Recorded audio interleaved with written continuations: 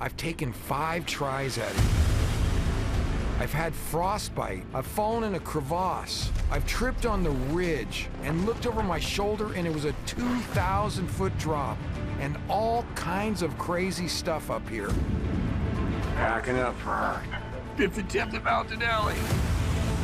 I went right by the crevice I fell in last time I was up here, and I got all kinds of crazy feelings.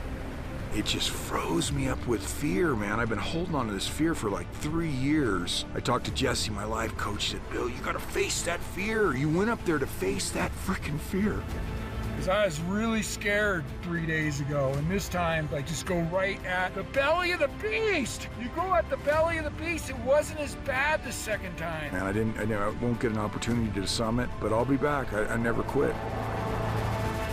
If you're gonna put something big on that goal list and dream list, man, it's gonna be fucking tough. And you just don't quit. This is my 5th attempt, and I'm not gonna quit till I make this thing. I'm hoping that, 5 failed attempts, like, come on, universe, man. Throw me a bone, baby, throw me a bone. It was only 3 months before that I decided I was gonna make another attempt to climb Mount Denali. So 1 month before I headed to Denali, my little dog, Furley, passed away. He was more than a dog to me. He was more like a child. It was just me and him against the world for 12 years. And when he passed away, it was like punching a hole through my heart, man. It left a huge hole there. It devastated me.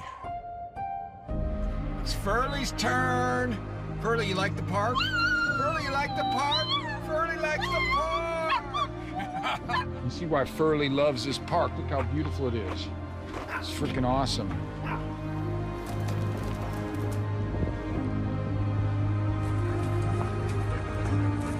If it wasn't for my coach, Jesse, to lean on, I don't know how I would have coped.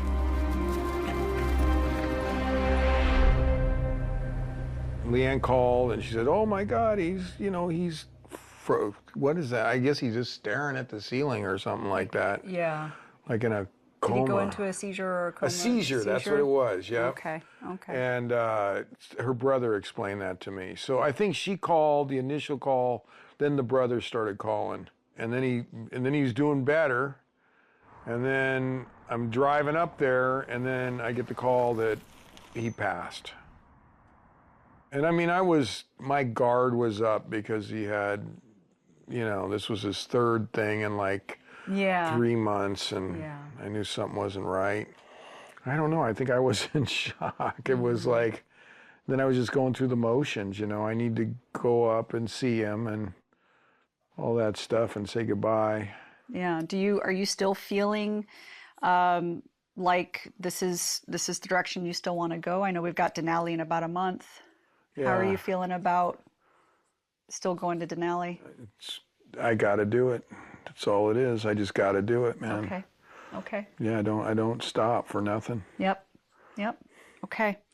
I'm imagining that you're going to be on Denali, where there's going to be no distractions of life, and it's quiet, it's cold, it's snowy, silent. And you're not going to have bills to pay, conversations to have, you'll have people there, but it's a very different environment that's going to penetrate your emotional space, and you'll have a lot of time to think and a lot of time to feel. So let's set up a mantra that will help you to be able to embrace this loss in a way that can strengthen you. Because we know that this is a very scary mountain for you. There's a lot of challenges that you've had to face when you've been up on the mountain. I know that one of the biggest things that you've been feeling has been literally a visceral, physical hole in your chest from losing Furley. So I know that that's going to continue being there, and grief has its own time, so don't rush it.